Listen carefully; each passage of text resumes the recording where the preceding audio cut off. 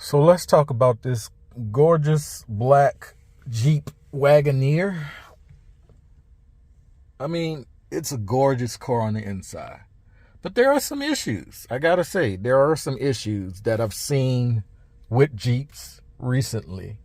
And it's not just the Wagoner. And this is just the Wagoner, not the Grand model. So there's a luxury step above this one. And this one has a ton of features. I mean, an absolute ton of features. We've got cool animation when you start up the vehicle that says Wagoner.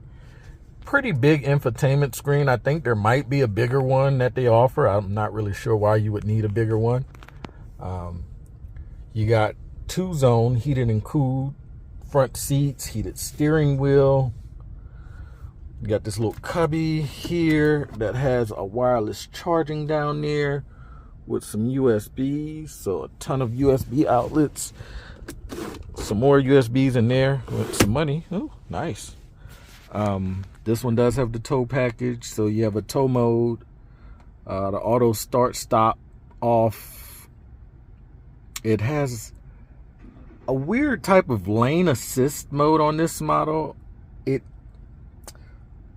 So it's more like a warning system and not a full assist. It will gently tug you into the lane, but it won't keep you centered. So for your 4-wheel drive system, because I believe all of these come with 4-wheel drive, you have the different modes: snow, rocks, sand, mud. And this is the lowest system. Jeep offers a different system with more options. And then over here, this is your height. So you can actually adjust the height on this vehicle. And get it all the way up or all the way down, depending on, I guess how much you need. What I've noticed about that also is that it's not instant. A lot of times when I'm driving, or even if I've just come to a stop, it'll say in here, air suspension cooling off. So it won't make the direct adjustments. So I can't, and even now, I guess, let's see, if I put it in rock mode, let's see if I can raise it to the highest level. No, see, there's a few little issues like that I found. But everything looks nice. I mean, this is the basic trim that I think you can get on a Wagoner, and it comes with everything. This one has, what's this, 8 seats, because you have these 2 middle seats that are pretty large. I mean, for middle seats. And everything else in here is pretty nice, I gotta say. It does have the automatic cruise control, which is pretty much a must. It's telling me to shift to 4 low, and I have no idea how to even get it into 4 low. See, some of this stuff isn't really straightforward. So I don't know if these are buttons. Let's start it, figure this out. Let's see if these are buttons. What do you guys think? Are these actually capacitive buttons or not? Let's try it. Oh, that didn't do anything. Got traction control off for some reason. I guess that's because it's in sand mode. No. Oh, to complete forward drive shift, put transmission into neutral. All right, let's turn that to neutral. 4-wheel drive shift in progress. Okay, so I'm in 4 low mode. So those are buttons. And now I'm in rock mode. And from rock mode, I should be able to... Oh, I can't select the ride height. That's interesting. So I'm not sure which ride height allows you to go all the way up. Let's go back to auto and turn 4 low off. So it does give you a little feedback when you tap the buttons. This is hill descent assist. which I don't know. On something this size, I'm not sure who's using that, but I have no idea how to get the ride height all the way up. I've seen one with the height at the full level, but I'm not sure what the combination is to get it up there. It does have wireless Android Auto and CarPlay. That's interesting. I've never seen a screen do that.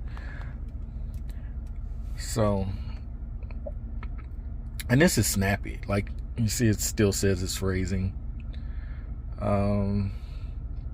And all these are pretty cool too. It gives you your pitch, your roll. This one doesn't have the 360 camera, which they offer. Even though it has front parking sensors, it doesn't have the cameras up front or on the sides. Both, like I said, heated and cooled seats. We're actually in off-road 1 position is what that's called. Let's see if I can get it into off-road 2. Selected ride height not permitted. Yeah, I'm not sure how to get it all the way up. Let's see what else we got here. Pitch roll. And these you can change out. It does have its own navigation built into this system, which is cool because the navigation will show up on this screen also, which is pretty neat. And this screen has a ton of stuff. Your driver assistance, speedometer, which I kind of never use, but it's a pretty cool screen. One of the nicer ones I've seen. Let's see if I can select the ride height not permitted. I'm not sure how you get it all the way up. Let's put this back in the auto. The Alpine system's pretty nice. I think they offer an upgraded one of those. Let's get out and take a look at the back. I got some steps down here, which are, oh man, those are needed. Let's open up this back. Now you can see how close I am to this car behind me, but I can normally, doesn't want to open. Put me back here for some reason. Pretty sure it's in park, I hope. There we go. And you can see how much room there is back here. Now, it's not a ton of room. And this is the longer version. You can usually tell by the length of this window here. So this is the longer version. Little strap here for the seat belt. Got your subwoofer here. You got your buttons to fold the seats. And you can fold everything. Everything folds. And then of course you got a ton of room. I mean, I don't know what you would need to put back here, but there is a ton of room. You'll also see that you have USBs on both sides. In the rear for the third passenger, you got some cup holders, you got vents for all 3 rows. Of course you got your standard outlet here. Be nice if that was a regular 120 plug. And again, you can pop the 3rd row, but you have to manually do the 2nd row. So,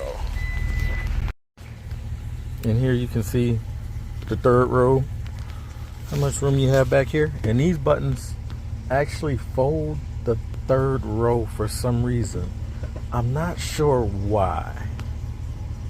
I guess if you have some stuff you want to put in through this door, this would be helpful, but it's actually kind of confusing. There's a hanger back here. Not really sure even where that came from. A bunch of stuff back here. And this is a rental. I'm sorry. I don't know why it looks like this. We're not going to comment on the rental company that gave this to me. So you got to manually fold these up. Oh goodness, these things are heavy as heck. These are the heaviest seats. Here you'll see all the outlets. I mean, you got a ton of USBs. You got your rear climate control, which is pretty cool. And you got heated seats for the 2nd row. No heated seats in the 3rd. And I'm not sure if they even do cooled seats. Let's see what else we got. Got this little button up here. Folds that forward. When you need it folded forward, which is nice.